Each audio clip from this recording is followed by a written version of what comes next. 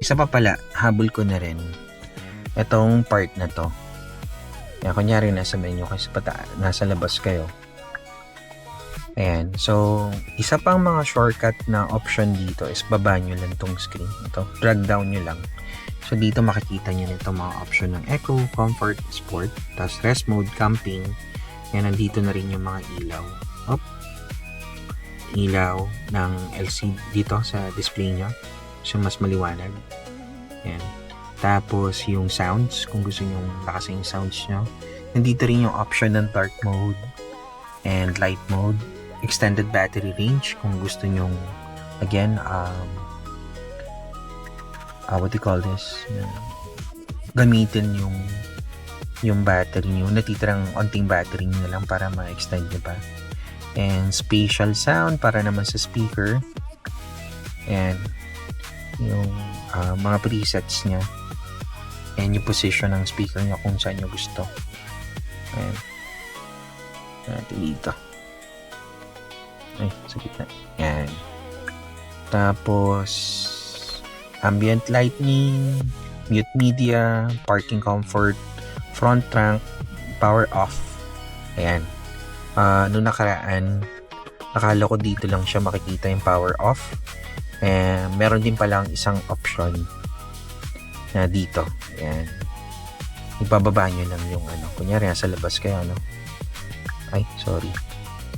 Nasa labas kayo, baba nyo lang siyang ganyan. Ayan.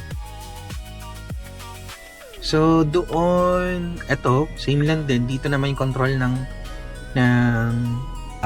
fan. And dito yung AC. So, sa AC, sa pagkakaintindi ko dito, pinakamababa to or pinakamababa na lamig, and ito yung pinakamataas na settings ng AC, which is yung pinakamalamig na AC. So, yan siya. So, kung nalagay ko lang dito, tama na yan. Yan. Paano ko nalaman na ganun siya? Yan, hindi ko pa masyado nababasa sa niya, tawag dito, sa manual. Pero pag ni-rapid cooling nyo kasi, doon siya pupunta sa pinakamataas. Up. Ayan. So, yun yung pinaka settings niya. Naiintindihan ko sa settings niya. Bukod doon, may option dito, unlock ventilation tsaka auto ventilation after locking. So after unlocking, ventilation is activated. The AC turns on to improve the air quality inside the vehicle. So, pag in-unlock mo, mag-automatic yung aircon. Yun yung pagkakaintindi ko. And yung isa is yung ventilation. Pag in-unlock to, tapos ito, pag nilock, after locking yung door, automatically bine-ventilate niya yung car to reduce daw yung moisture and odors after locking. So, papaikutin niya ng onti yung hangin dito sa loob. Ayan, pagka-lock natin. Ako, na-experience ko sa saglit lang eh. And, what else? Ito yung blower sa harapan. So, just in case, ito pala, ito ba yun? Ayun. Yan, pag in-on. Tapos dito, yan lang, yung air circulation meron sa paa, sa body, and dito sa part na to, ang pagpipilian mo lang is yung sa circulation naman is on yung circulation sa labas tsaka sa loob. Yun lang. So, ito lang sa part ng aircon. Kasi ito yung vehicle kanina, ito yung pinakita ko sa inyo. But before that, punta muna tayo sa pinaka-apps niya. Ayan. Yung app list. Ayan. Kung ano yung mga naka-install dito kay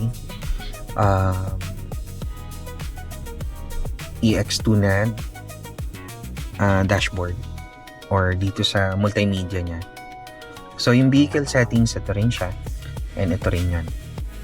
Itong part naman na to, ito yung 360. Ayan. And very straightforward naman na yung ibang options dito or ibang app dito. Pero dito, nakalagay din yung mga USB music, yung radio, rest mode, camping mode, Teams, Apple CarPlay, Android Auto, tsaka photo, tsaka security manager. Ayan. Pero I think yung magagamit natin dito is yung rest mode. Kunyari, gusto natin magpahinga dito sa kotse. So, take a break. You can choose 5 minutes yung minimum and then variable time yung pinaka-maximum natin dito. Parang diretso lang hanggat may battery ka siguro. Ito, 60 minutes. Ayan. May pa-sound pa siya kung narinig nyo. So, pwede nyo palitan yung sound. Iba-iba yung sound niya. Tapos, bukod doon yung camping mode, ito yung pagkakaintindi ko dito kung gusto nyong gamitin yung V2L nyo, vehicle to load. Ito yon. So, dito sa part ng vehicle naman, ito kasi, lang to music. Ouch. Back to camping mode. Di ba pala ako nag-exit? Exit muna ako. Ayan. So, ito yung music natin. Pwede dito yung most likely ang pinakahuling play nyo dito either yung Spotify nyo or yung FM. So, ito sa part naman na to, yung vehicle control, as a shortcuts, dito yung nasabi ko na to kanina. And then for I think isa sa mga magagamit natin dito is yung parking comfort, wherein ang pinaka idea nito is pagka on mo sa kanya or pag naka-on to, kunyari lang pero hindi naman advisable, may anak ka sa loob, sabihin natin mga 14 years old, may quick errands ka lang dun sa labas, para may battery pa rin yung loob at the same time nalalak mo siya, pwede mo siyang enable yung parking comfort. So bahala ka na sa duration yan, pero again, kung may mga malilit kayong bata, huwag nyo iiwan sa loob ng sakyan nyo. So yung ESC off, parang from what I understand, this has something to do with traction control din So kung halimbawa naipit kayo or let's say mabuhangin or na kayo sa mud, yan, you need to turn this off para andar kayo sa mud. Yan. Sabihin ko sana snow kasi wala naman tayong snow dito sa Philippines So, mud lang. Putik. So, yan. Okay, what else? Other option is yung automatic close window when locking. So, pagka-unlock nyo, kapag nakalimutan nyo nakabukas yung bintana nyo, automatic siya magsasara. So, itong part naman nito is yung hood, or yung front na tinatawag nila, pwede nyo buksan gamit dito. And front wiper speed reduction when parking, hindi ko siya masyadong ginagamit, or hindi ko pa actually nagagamit. And then wireless charging, and yun lang naman ng vehicle control. For driving naman, meron tayong eco mode, comfort, sport. So far, eco mode and parang wala siyang pagkakaiba. For me, nung tinry ko siyang tatlo. Dito sa energy regeneration, ang napansin ko lang dito after ko mag-test drive ng iba pang EV, okay tong yung pagbe-brake niya hindi nakakasuka ng sobra in comparison to the other EVs na na-try ko. So even yung high, smooth siya. Yan, and yung brake pedal na option, pwede ka mag-sport and comfort. Sport, ito yung mabilis yung kapit ng brake mo. Parang unting brake mo lang. Ano ka na agad? Kapit agad. So, comfort stop, ito yung maganda dito na option na hindi, pag naka-on to, and I suggest i-on nyo, wala yung jerkiness ng sasakyan pag nagbe-brake kayo na hindi maayos yung brake nyo. Ayan, parang swabe lang yung ng sasakyan. Tawag dito, pag stop nya. Tapos, hill descent, control. So, ito yung pwedeng yung ikumpara to sa parang yung dito kasi sa kotse na to walang way para mag-control ka ng gear mo. So, drive. Stop and go lang talaga siya, literal.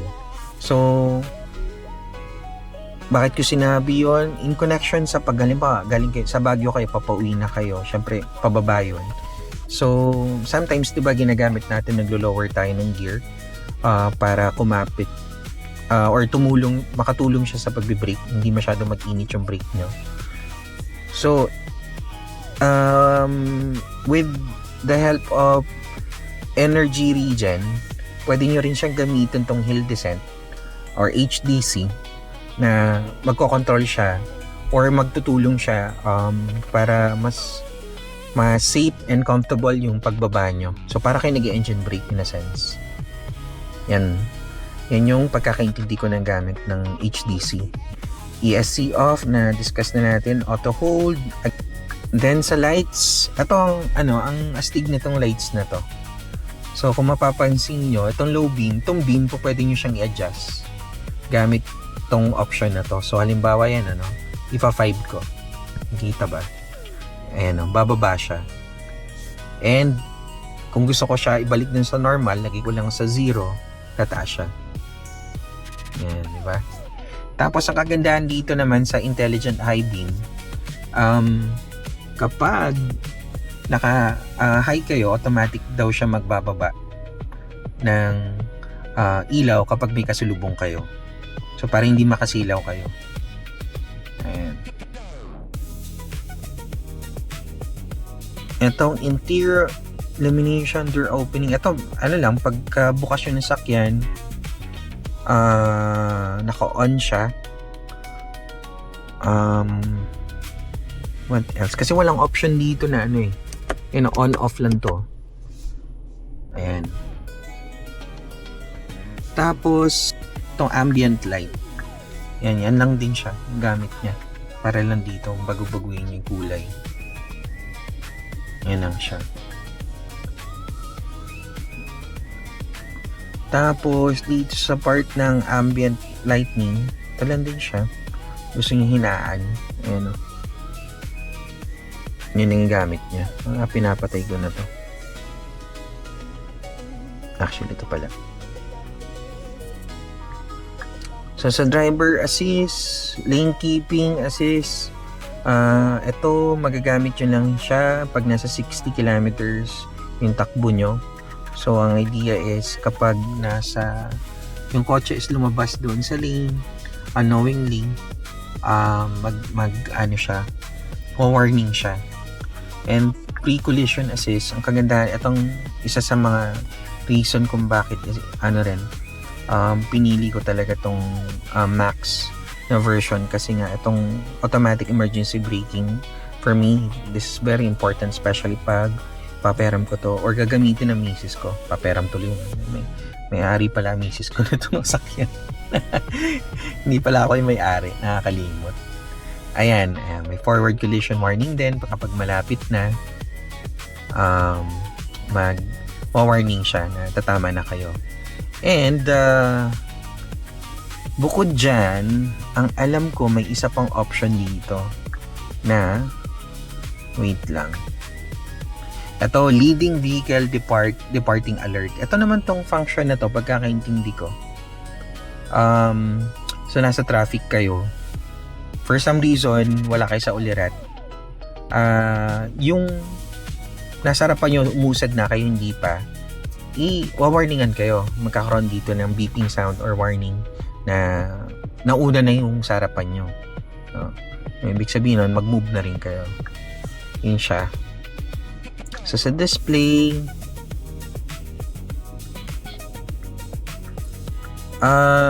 meron tayong dito, dark mode ko lang, yun, no? Light mode. Ayan, sakit sa mata yung light mode. So, nakakaagaw ng ilaw doon sa labas kapag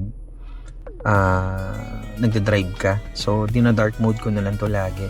Itong instrument cluster, kung makikita nyo, nakikita ba? Ayan, sa baba, yan, pag in-on ko to, tino. Yan, op. Yan, natagal to natin. Yan. Ayan, umiilaw dun sa baba.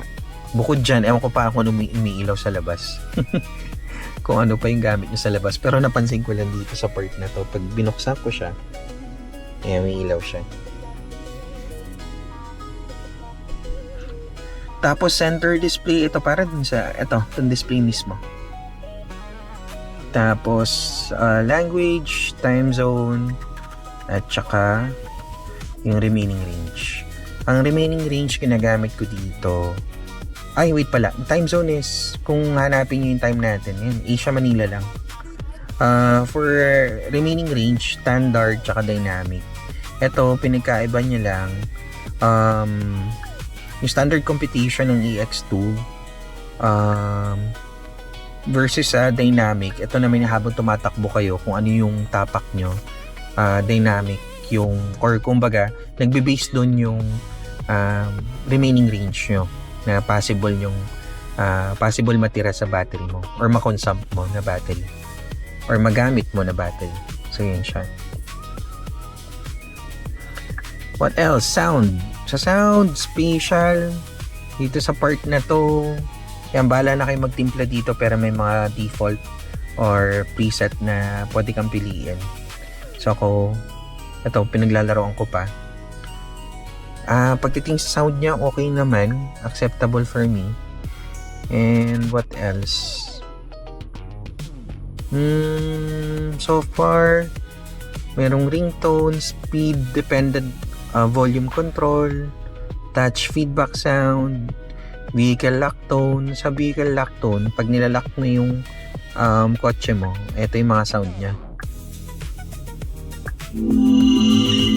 Ito naman. Ito yung gusto ko. Okay na yan. Hindi masyadong iskandaloso. Ito yung AVAS, pagkakaintindi ko dito is kapag may nasa harapan, kunyari nasa school zone ka, may dumadaan, or paparating ka, dapat tutunog to ng ganito. Kasi nga, kumbaga paparating ka, and hindi ka agad mapapansin dahil EV ka. So, itong part na to, or itong option na to, yan, kung ano yung tunog kanina, yan, marinig dapat yan na nasa labas mo. So, information ng sasakyan mo, and dito ma-activate mo rin tong trailer mode, yung wiper. Yan, pag in-enable mo to, tataas yung niyan, pakita ko na nga sa inyo. Ayan, tataas yung wiper nyo para mapalitan nyo just in case kailangan nyo. Ayan. Tapos trailer mode kung matotow kayo. And yung tire monitoring. Pero dito hindi nyo makikita yung kung ba yung TPMS ba yon or yung pressure niya, hindi nyo makikita dito yon. Etong option, etong icon na to, makikita nyo na lang to dito. Ayan, sa dashboard na kabila. Kapag may problema na yung tire pressure. So, mostly kapag overinflated or underinflated yung sakyan nyo. So, I think that's it. So, yun lang ang akin na discover. Sana makatulong.